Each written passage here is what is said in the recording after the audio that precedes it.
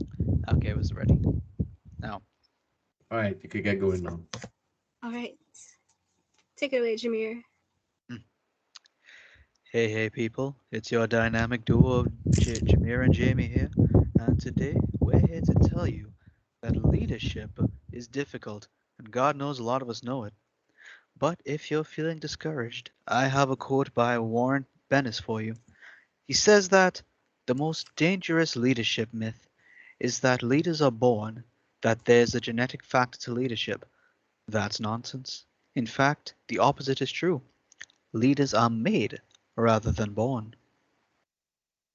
Now, previously, we looked at the chapter of understanding ourselves, and coming off of that, we'll go into the next logical step, which is understanding others. Now, sadly, it can't just be about understanding yourself, but understanding others too. And I don't know about you lot, but people are complicated.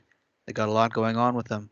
Some we can relate to, and some of it foreign to us, and we will explore it all here.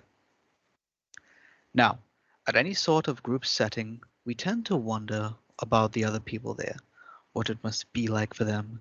Do they share any common interests? Why do some members feel discouraged to speak up when given the opportunity? What are they thinking about, and what is it that motivates them? Now, despite understanding ourselves and developing that sense of awareness, we must also be aware that we are not alone in these organizations and that there are other individuals that we need to take into consideration in order to gain insight into understanding others. We will be going over the following topics. The first will be individuality and commonality, then diversity of gender, culture, and international.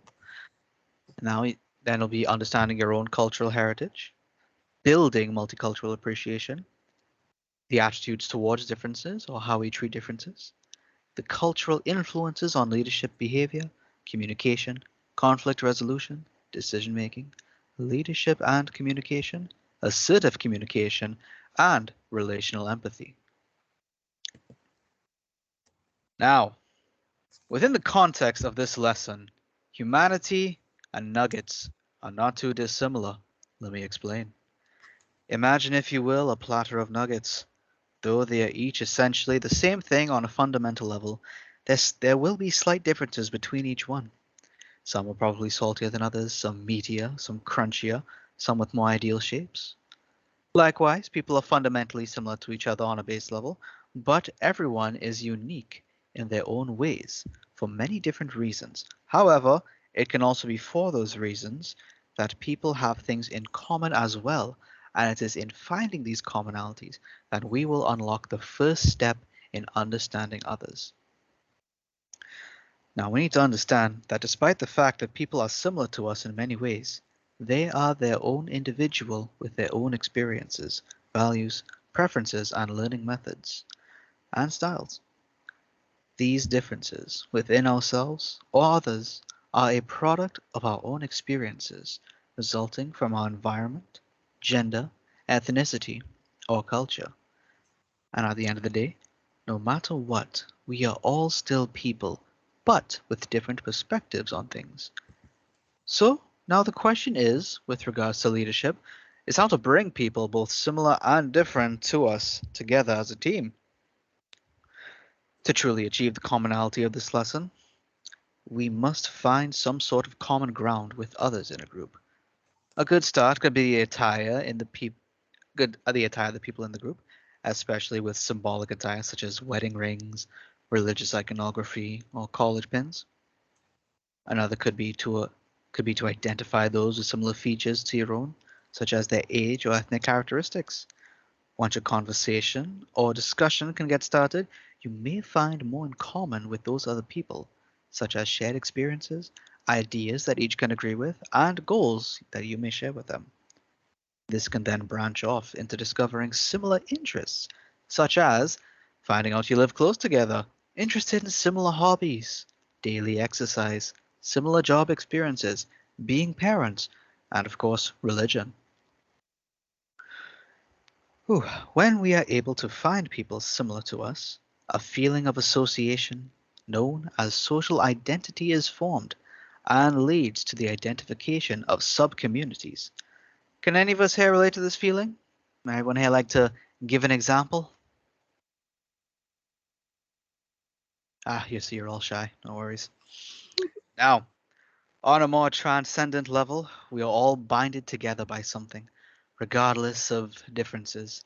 These can be the values of the group meeting you are a part of, provided you are there willingly, such as a sports club, a Bible study class, or a D&D session.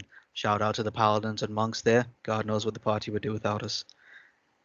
Learning the subject of a course we are a part of, working towards making a change in an organization's policy. Now, the challenge of leadership is bringing everyone together under a common purpose and goal for them to focus their effort towards. It is through discovering purpose, vision, and commitments that a sense of we can be created from a group of individuals, and that is the challenge of the community individuals are a part of. To quote Proverbs 29:18, where there is no vision, the people perish. In the English language, we put a particular amount of value in individuality to the degree that the word to represent the individual is an individual letter and is capitalized. This letter being I. This is mostly a facet of Western ideology. Now, some Western ideologies have an easier time envisioning we because those cultural traditions put an emphasis on the group or collective. In order to fully embrace we, an individual must loosen their hold on the self enough to see and form the connections with others. Now, originating with Barber, 1958, the exploration of I-thou as established, and today, according to the National Invitational Leadership Symposium, educators are now encouraged to teach I, you, we. Now, that's essentially a symbol to explain the lesson here in steps. Step 1, the focus of the self is de-emphasized by making the capital I common. And this leads us to step 2, which will then allow the individual to engage and listen to another individual, being the you, the other person, second party, third party. And speaking of third, number 3, once we can then establish goals and commonality as equals, we can then move on to form a community, the we. The challenge of the individual will now face is being able to understand themselves well enough to have the self-awareness to know how they are perceived by others. They will then be able to make changes to their typical behavioral patterns in order to be open and connect with others, which will allow for them to form a meaningful community and engage in group change. This is indeed a challenge many will face when it comes to leadership, but it is through the necessary hard work that any meaningful change can happen. Now, the last thing we will talk about for this point is that groups are made up of a great diversity. As Kathy Reagan said, I believe that every individual can provide a new perspective on a situation. No matter what your experiences are, they are different from mine, and therefore we see things differently. Using this perspective, in addition to one's ideas, allows for better communication, better solutions, and better leadership. And as we had mentioned earlier, every individual brings with them something different, despite what similarities they may have. It is this pluralism of a group that is referred to as the plethora of differences that need to be understood in order to accomplish shared purposes. When heterogeneous groups of people work together to accomplish change, this results in a pluralistic leadership and is enhanced when persons understand, develop appreciation for, and possess the skills needed to communicate across these borders and come to common understandings. All right, now moving on to diversity. Now, earlier we mentioned that groups are made up of a great many diversities, and it's here that we're going to go into some of the more specifics on these diversities. And it's through understanding them that we get a better understanding of ourselves in order to understand others. Now, these diversities we're going to talk about are gender, cultural, and international. So, I'll begin with gender. Now, the first question to ask is whether or not your gender has an effect on how people treat you, your attitudes, or behaviors. Maybe it shapes the entire worldview of yourself and others. While gender characteristics differences are an entirely different beast in and of themselves, it's not the point of gender diversity. The important thing is realizing that everyone deals with sex and gender roles, and while those terms are used interchangeably, they're different. Now, sex roles are what's expected of an individual based on their biology, right? And gender roles are socially constructed expectations that get labeled as either masculine or feminine. Now, the first thing to note is that gender roles are more often than not limiting or inaccurate if it is just assigned to a single individual. That's because we can perceive gender roles, how we perceive them, is molded by the environment that we are raised in and experience. It is not only a product of our upbringing, as even boys can be given Barbie dolls to play with or girls given Hot Wheels. Other influences, for better or worse, such as the internet, peep pairs, TV, games, comics, movies, toys, or even passing conversation, will hammer home those gender messages. The lessons they tend to learn from these are that boys must be tough, unemotional, competitive, and objective, while girls should be caring, emotional, polite, supportive. A person's development with their gender roles can be observed through how they played as this can be observed through how they played, as this will give insight on how they will communicate and work together. Boys will often play more physically engaging sports, more than likely in a team setting, with the one who exerts himself being the leader. Also important is that these have an emphasis on winning or losing. Now, girls will tend to veer towards more indoor activities with a smaller group of others, which biases them towards intimacy and valuing social relationships. Games preferred by girls have neither winners nor losers. Rather, everyone gets a turn and everyone can play. Now, the social aspect to all this is that these activities with biased girls' values towards intimacy and relationships, whereas boys will be biased towards valuing independence. The way this all ties back into leadership is that intimacy is a vital part regarding the connect. Sorry. Leadership is that intimacy is vital with regards to connections we form. It's what allows us to navigate complex networks of friendships, minimize differences, try to reach consensus, and value the appearance of superiority, which could highlight differences. Independence is vital as in the realm of status, telling others what to do is a sign of higher ranking rather than taking orders, which is an indicator of low status. Men and women will have their differences towards what they contribute to their successes and failures. Now, men will credit their successes to internal factors such as being prepared and able, attributing their failures, being prepared and able, and attribute their failures to external factors such as others not doing their part, bad luck, or fate itself conspiring against them. Women will credit external factors towards their success, such as luck, and their failures towards internal factors, such as lack of preparedness, lack of skill, or time. After all that, it is important to inform you all that despite what was just said, these will never be exclusive to either gender, as there will always be some sort of overlap. An example of this is despite that child nurturing is typically seen as a female act, they are not only the ones that can do it. They are not the only ones that can do it. Men's involvement in nurturing is typically limited due to social standards, but it's not as if they're unable to. For example, single fathers, right? Anyone there in the audience have a single father?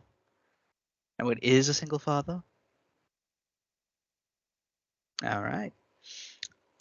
Now, likewise, athleticism is not something that's exclusive to men, as women can be athletic as well. And a case example of this is top female MMA fighter Valentina Shevchenko. I probably butchered that. as I am quite confident in saying that she can probably beat up any male present here right now in a fight.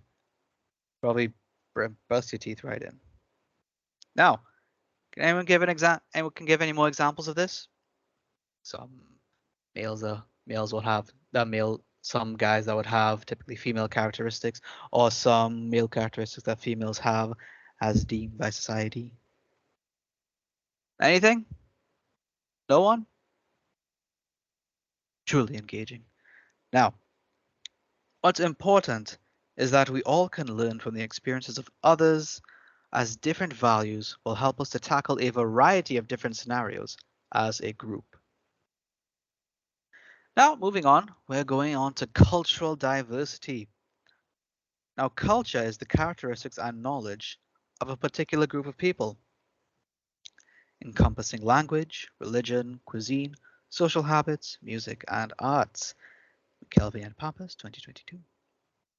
According to lifescience.com, the Center for Advanced Research on Language Acquisition defines it as shared patterns of behaviors and interactions, cognitive constructs, and understanding that are learned by socialization.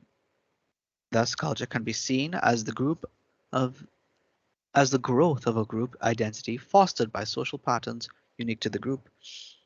Another important aspect of culture is that it is never static and always changing along with its people.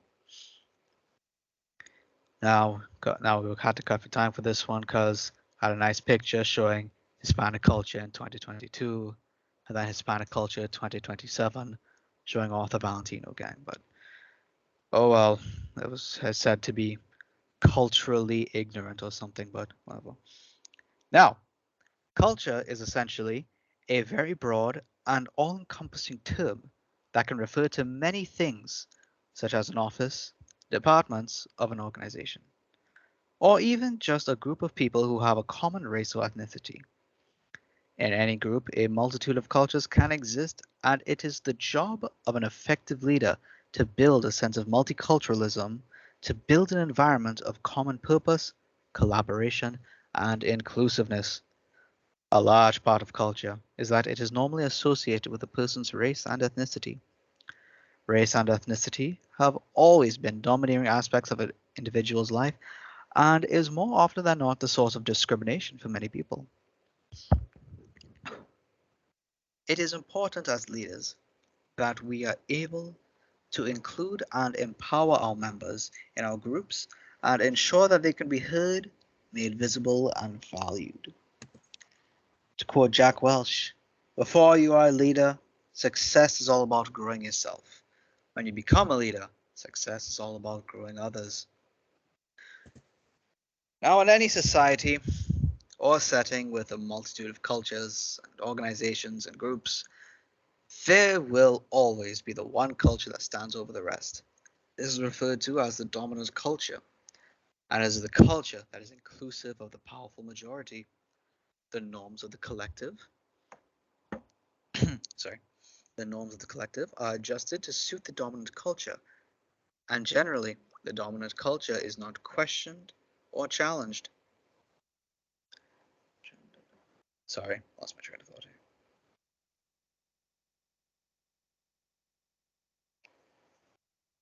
Right. This means that those in the dominant culture have a privilege afforded to them, and generally it is useful to think of the privileges afforded to any of us by virtue of personal characteristics that place us in a powerful majority.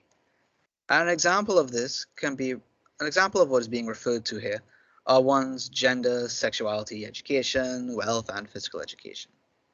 Right? Now we move on to international diversity. Now, international diversity is rather similar to cultural diversity, and the method of interacting with people of a varied culture and international diversity are essentially the same. However, what applies for cultural diversity is now on a more countrywide scale. Uh, Javidan and House, 2001, noted in describing global leaders to be successful in dealing with people from other cultures. Managers need knowledge about cultural differences and similarities among countries. They also need to understand the implications of the differences, and the skills required to act and decide appropriately and in a culturally sensitive way. The result of a study done through Project Globe demonstrated the dimensions of culture that differ from country to country. These are assertiveness, future orientation, gender differentiation, power distance, institutional emphasis on collectivism versus individualism, in-group collectivism, members in small groups and families, performance orientation and humane orientation, fairness, generosity, and caring. I'm sorry, just give me 1 second. Right. Countries tend to differ with regards to international diversity through varied levels of these dimensions. As the world becomes more and more open between countries, it is important to keep in mind that as leaders, we must take heed of the differences of others and ensure we treat them with as much respect and attentiveness as any other person.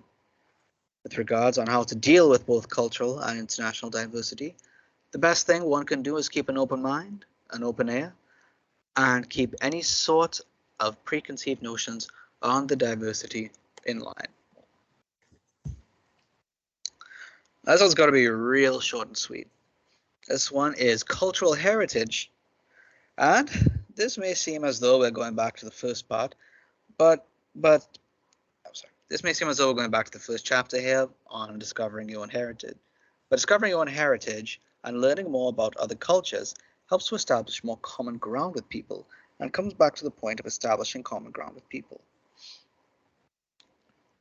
Question: how many of us here can honestly say they have a firm understanding of your culture? Anyone? No? Which culture? This culture? Oh, That depends. Is it your culture? That's what I'm asking you. That's Of good. of the culture TNT, right? I would assume, yes. Right. All right. I would describe this culture. Let's see. Foolishness in place of pride is the best way I would describe it.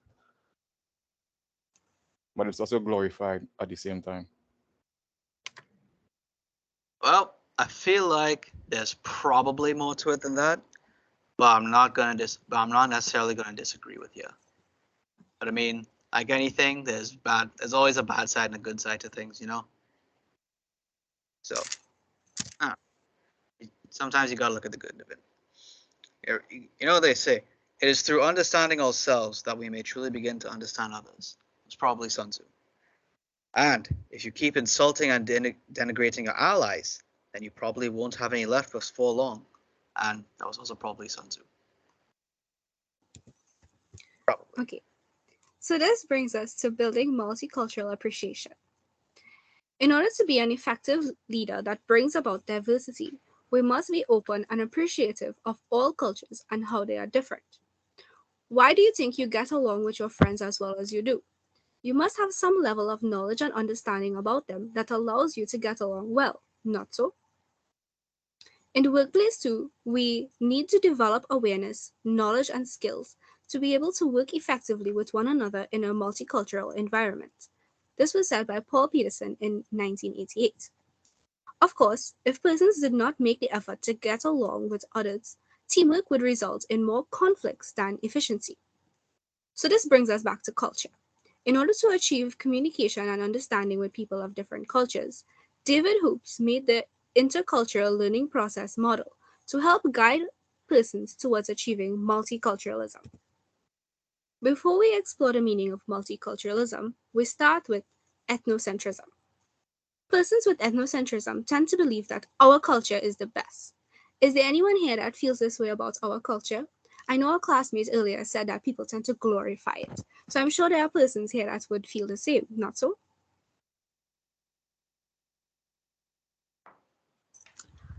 Ethnocentric persons may be intolerant towards other cultures, and some might even go as far as to being hostile or aggressive because they believe that their culture is superior, and they may want to impose it onto others. One way we can see this is how we tend to argue about if the correct term is to say curry chicken or chicken curry. We could imagine how troublesome an attitude like this might be in an environment filled with multiple different cultures. People may be made to feel uncomfortable or even disrespected, leading to negative effects in their workplace efficiency. Another example I can give where there's a clash in different cultures is in the various hospitals we go to as radiography students. I'm sure my colleagues in this class can agree that the culture in each facility differs, making it difficult for us to readjust every time we go to a new site. Even in the hospital I work in now, there are two departments with very different cultures, and to this day, persons from each department would boast that their department is the best. The first step in moving away from ethnocentrism is awareness. Awareness is simply acknowledging the existence of other cultures. In this stage, we realize that culture is part of who a person is, and it can be the basis of some of our differences. Have any of you had any experience where you had to become aware of other people's culture? Anybody in this class? Repeat the question, please. Have you had any experience where you needed to become aware of somebody else's culture, such as had to work with somebody with a different culture than yours, and you needed to learn more about it in order to get along? Um, I have some experience, not necessarily with working with people, but like just interacting with them online. Because I have Mm. tons of friends on Discord who are like from a variety of different countries. Like I have friends in Canada, I have friends in the United States, I have friends who are Filipino, I have friends in Chile, I have friends who are like Japanese, um, Whoa. etc. So Well, I I could ended up, you must have yeah, had to learn a lot then. yeah, I ended up learning like quite a bit in terms of like various like languages or like various things that are going on in the countries right now. I ended up learning like quite a bit. Mm. All right, that's a great example. Another one I can mention again is our clinicals, where uh, in the hospitals we visit, most of the time the first day at a new site is usually spent realizing that the culture you learned in your previous site is very different from the new one. I'm sure many of us could agree with that. Even I have lost count of the number of times I had to apologize for doing something that they found wrong or abnormal simply because it was different from their own culture. The next step in the process would be understanding. Here we would gain more knowledge about other cultures on a cognitive level. We gather information in any way we can about these other cultures so that we will be able to see how similar and different it is from our own and what we are accustomed to. This would then lead to acceptance or respect, where we would accept other cultures without comparing it to our own. Our attitude changes to it's okay that they have different views and values. And we would no longer be bothered by their differences. And we'd be able to tolerate that they have a different perspective than us. Eventually, this would lead to appreciating, where we could then acknowledge and understand that each culture has its own strengths and weaknesses, leading to us valuing certain aspects of other cultures that we might see as strengths our culture lacks. Some might then go on to practice self adoption, where they might adopt new aspects from other cultures that they desire. It is then integrated into their ways of thinking, feeling, and acting. Are there any aspects from other cultures that you are aware you have adopted out of appreciation?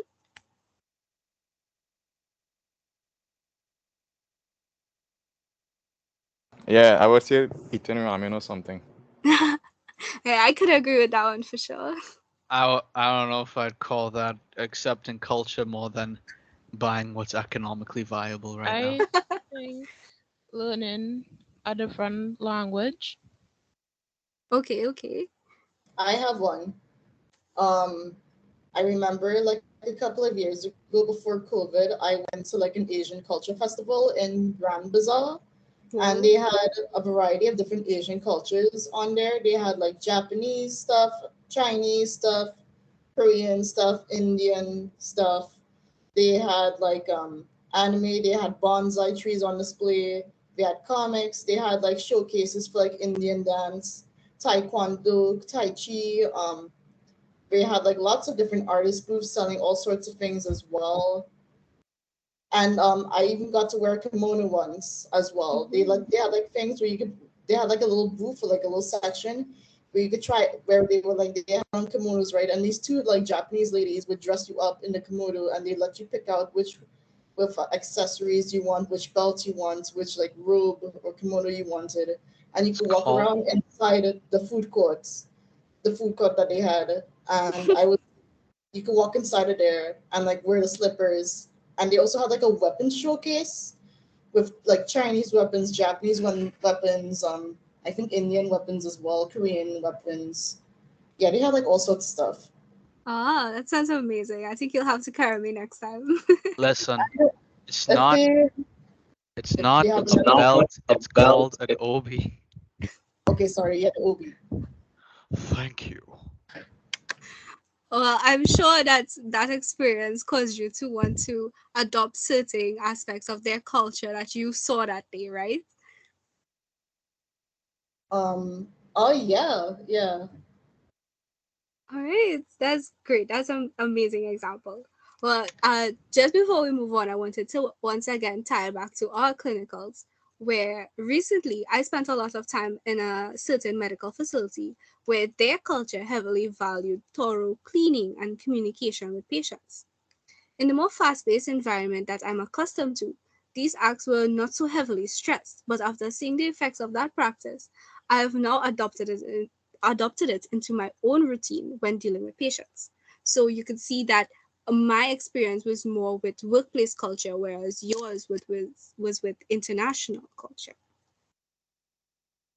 So finally, after adoption, we achieve multiculturalism.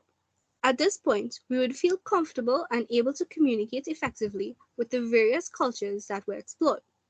However, multiculturalism is an ongoing process of finding comfort in learning about and appreciating other cultures that would never end as long as there are more cultures to discover and people to appreciate. So, the cultural influences on leadership. An effective relational leader must be aware of how different aspects of diversity, such as culture, influence one's behavior. These aspects will cause each person in a group to be different in a variety of ways. It is said that participative leadership value the empowerment of members for their strengths, while relational and pluralistic leadership focus on changing the culture of the organization to see diversity as a true asset. So rather than describing a person based on one aspect of their identity, which is viewed as their strength, relational and pluralistic leadership values the fact that we are different in many ways. This range of differences could then be used to complement each other so that better communication and efficiency could be achieved. This is why multiculturalism is of high importance. An organizational culture in which differences are valued must first begin with accepting and understanding these differences. The way that we try to understand another person's attitude rather than making assumptions based on stereotype that could lead to conflict and a toxic work environment. In leadership especially, it is important to consider the perspectives of others as well as how culture affects their ability to communicate, resolve conflict, and make decisions. At times, an organizational culture in which various cultures are combined is referred to the formation of the third culture. Here, the aspects of two or more other cultures and perspectives are combined in order to build a culture that has better understanding and empathy for one another. The third culture also encourages the practice of the possible self-fulfilling prophecy, where it is believed that our mindset can affect how we approach others and how they then respond to us. That is, if believed that no one would take responsibility and would likely approach the group on a controlling and discouraged manner, which would then cause the responses of the group to reflect how you feel about them and it would become just as you anticipated. Has this ever happened to anyone before, either as the leader or the member, where the leader approached them in a negative manner and that reflected on the group members?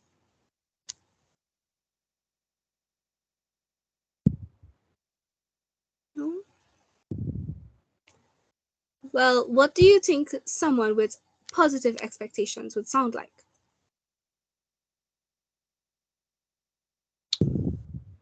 Well, in the if the group is expected to be eager and willing, the leader would most likely approach the group with excitement and trust.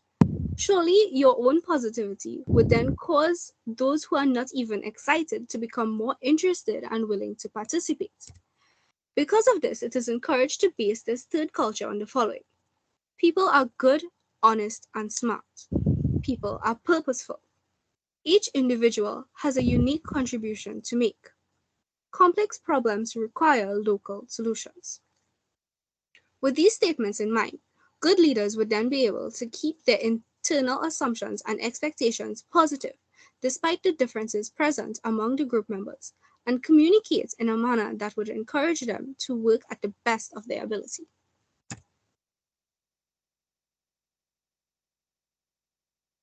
Now, going on to how we treat differences and the attitudes towards difference. So the challenge of dealing with differences is different for each individual, as this has largely to do with our own life experiences as we live on and accumulate knowledge. We form biases and stereotypes towards different things for any multitude of reasons. While it can be a positive thing, it can also lead to racism, homophobia, or sexism. An excellent visual indicator of the different attitudes towards differences is the Riddle scale created by Dr. Dorothy Riddle as a scale to measure homophobia. Now, the scale is incredibly generalized, so it can be used as an indicator for where individuals' attitudes towards difference are. The scale is demonstrated as below. Now, here we have the negative levels of attitude. We've got repulsion, pity, tolerance, acceptance. Now, on the right, the larger box, this is generally the thought process behind. This is generally the thought process that would get labeled as with one or the other here, right? So, people who are different, sick, strange, crazy, and aversive, anything which will change them to be more normal for a part of the mainstream is justifiable. That will be the repulsion. That will be the mindset of repulsion, right? Pity is people who are different, are somehow born that way, and that is pitiful. Being different is definitely immature and less preferred. To help those poor individuals, one should reinforce normal behaviors. Then tolerance, where B, which is being different is just a phase of development that people go through and most people grow out of. Thus, they should be protected and tolerated as one does a child who is still learning. And then acceptance, which is the implication that one needs to make accommodations for another's differences and does not acknowledge that others' identity may be the same value as their own. Now, for the positive levels of attitude, again, same thing as before. These are the thought. These are the ideas. This is the thought processes that get labeled as them. Now, support works to safeguard the rights of those who are different. Such people may be uncomfortable themselves, but they are aware of the climate and the irrational unfairness in our society. Admiration acknowledges that being different in our society takes strength.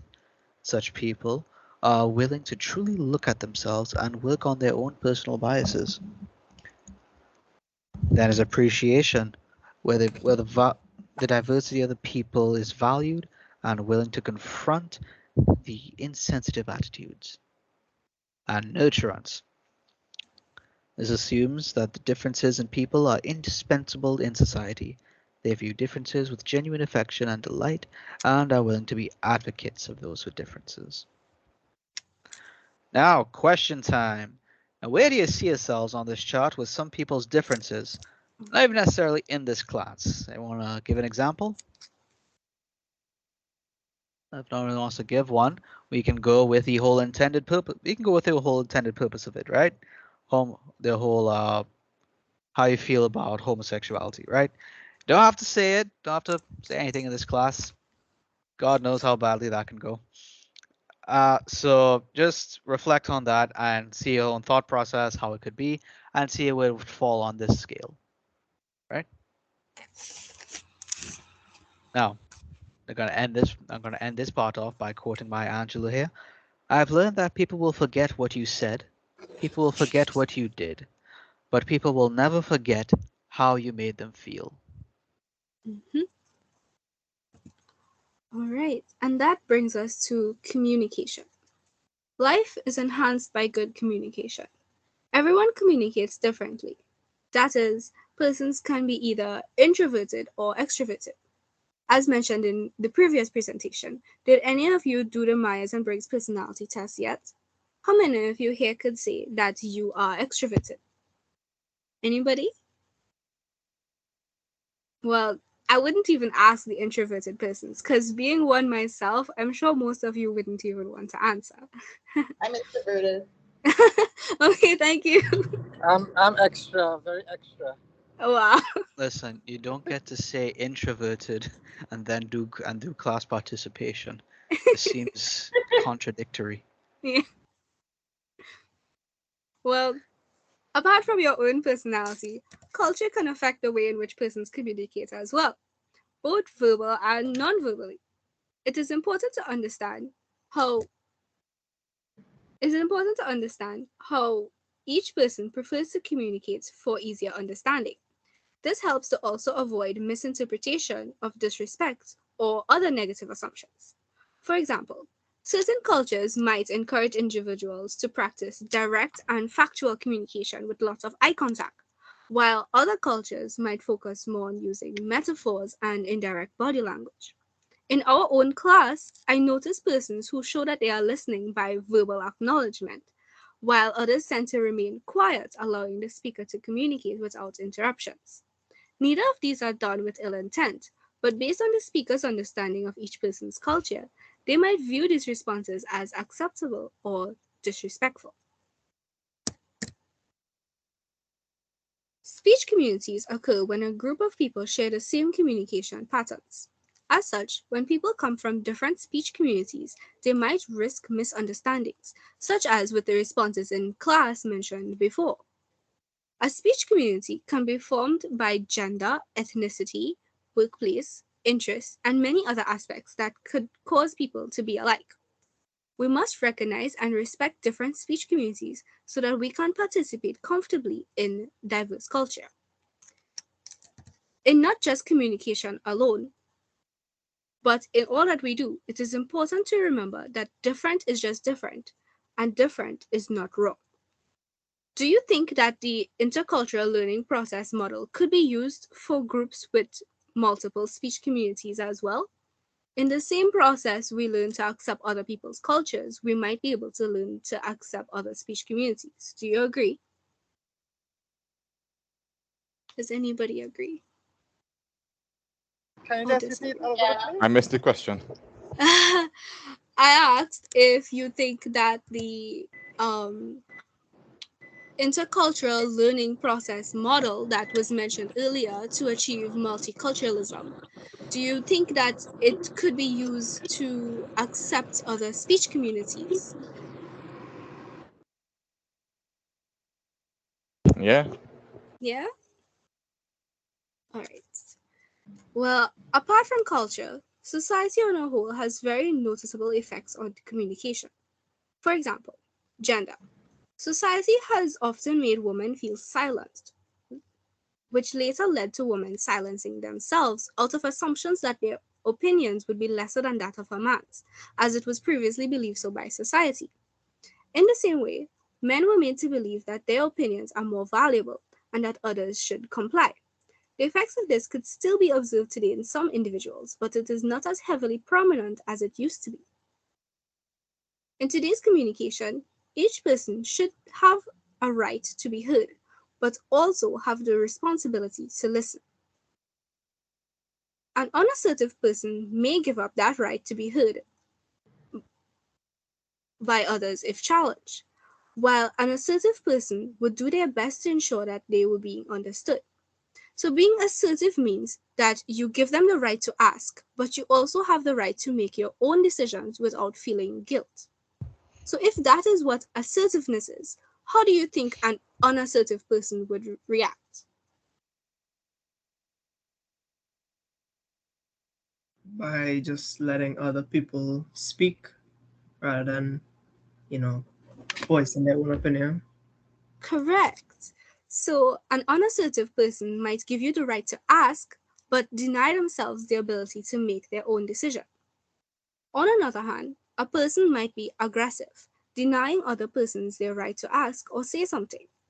Relational leadership does not mean be bossing around the group members in an aggressive manner, but rather showing respect, listening, understanding, and assertively leading by ensuring that the members have done the same. Moving on, we must acknowledge that communication is more than just talking or writing in a specific manner. Listening and comprehension is also incredibly important as well. It is easy for one to hear as it is almost automatic, while listening requires the active willingness to mindfully process what is being said.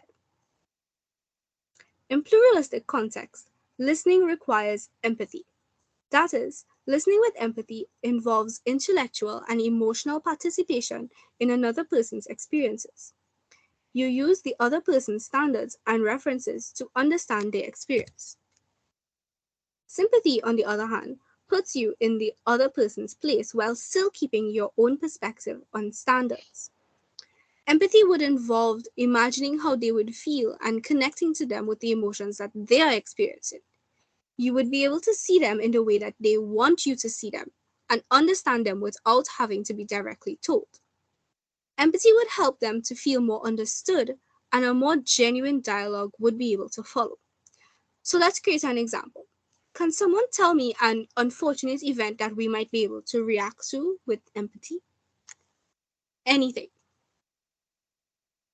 Maybe somebody losing a loved one, like somebody's loved one passed away for whatever reason. Okay, so let's say that's the scenario. Can somebody else tell me how you would react with empathy to that person?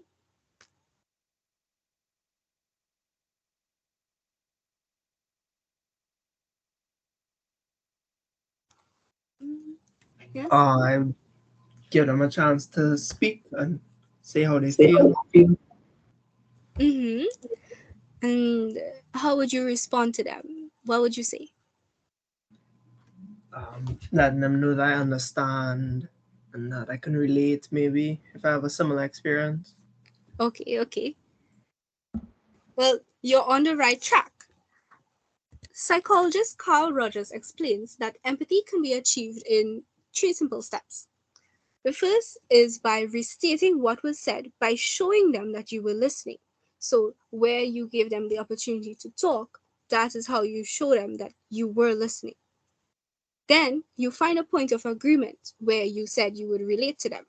And then you would build on that understanding to show that you genuinely do understand how they feel and you can relate and help them through it. But time can also affect the effectiveness of showing empathy. Criticism that comes too quickly often makes people feel unheard, while taking the moment to understand and think about what they just told you could help them feel more listened to and understood. So, in the case of the loved one, if it is that as soon as they say it, you'll be like, oh, well, I lost my loved one not too long ago as well, but you'll get through it. It kind of shows that you weren't really listening to how they were feeling. But if you took a moment and be like, oh, okay, I understand. Well, this is a really difficult time, but we're all here for you to support you. You could tell the difference between how quickly you responded and how much you actually took a moment to understand what they were saying. So, similar to taking the short moment to think, we must be aware that what we say and how we say it can affect the meaning the receiver perceives. When communicating, we can ask ourselves these questions to ensure that there are no miscommunications. What I meant to say, what I actually said, what you heard me say, and what you think I meant. Then, what you meant to say, what you actually said, what I heard you say, and what I think you meant. The answer to these questions is influenced by our cultural and gender lenses, which we already discussed we must be aware of. Therefore, understanding both our lenses and that of the other person would more accurately be able to answer these questions and determine if communication was made clearly. So, for example, if I were to say, I'm so proud of you, what I meant to say was that I'm proud of you. But what I actually said was, I'm so proud of you, which you might hear differently. You might hear some sarcasm in my voice. So you might think that I'm not actually proud of you, right? So that might cause you to react in a different way than what I intended. So this proves that despite all of these efforts to communicate clearly, conflict is still unavoidable. It could still happen even though we try our best to communicate without miscommunications. It will always appear when carrying out change. We must remember the reason for change while also maintaining positive relationships, inclusivity, and being ethical. In order to achieve this, we must be mindful that once again, culture and personality might cause a person to deal with conflict in a different way. This can range between avoiding, competing, accommodating, compromising, and collaborating. What would you say is your preferred method of resolving conflict? Anybody?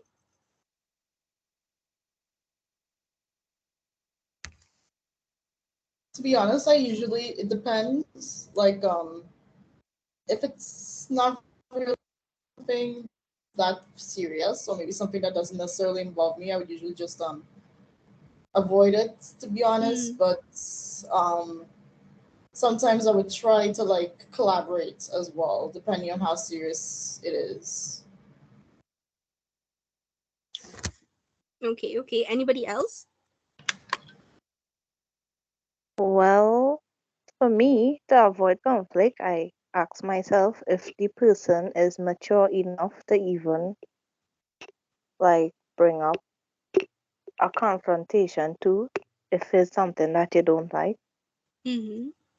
So, and then um, if if not, I will stay quiet. So All I right. say nothing.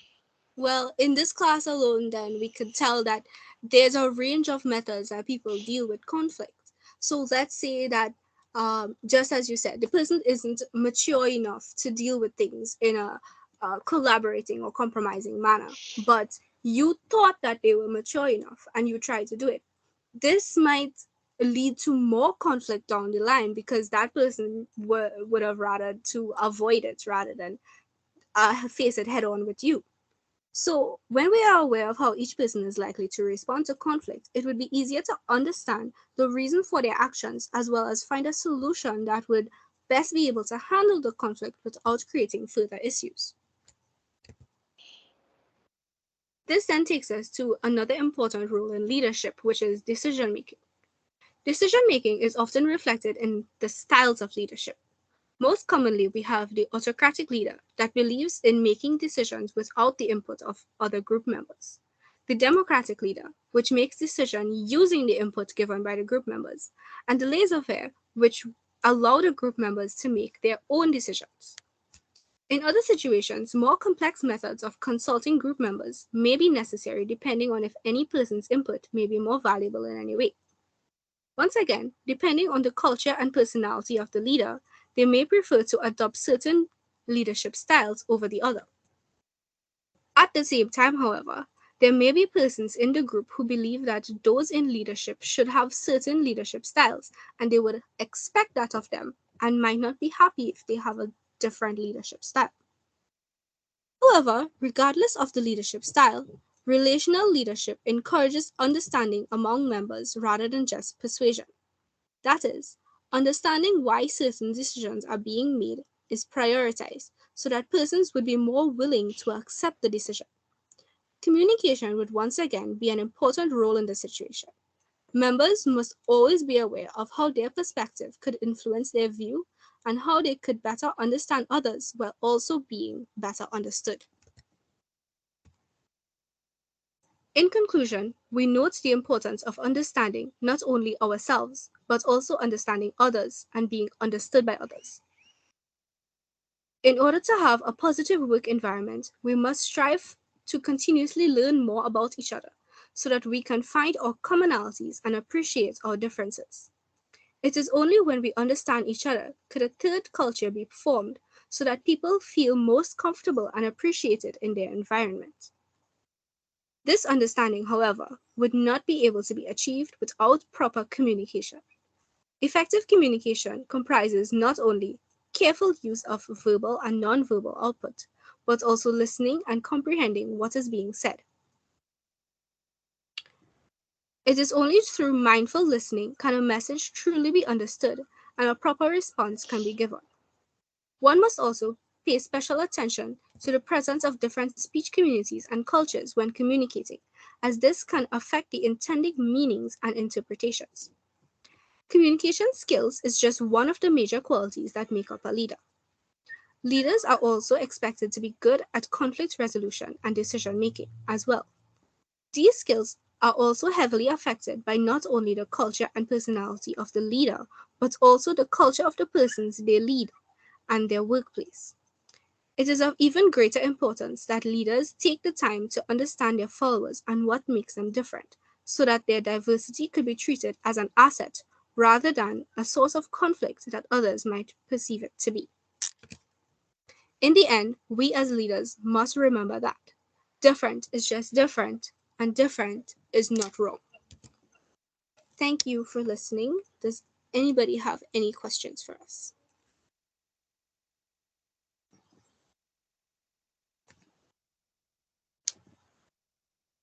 If not, these are our references, and that brings us to the conclusion of our presentation.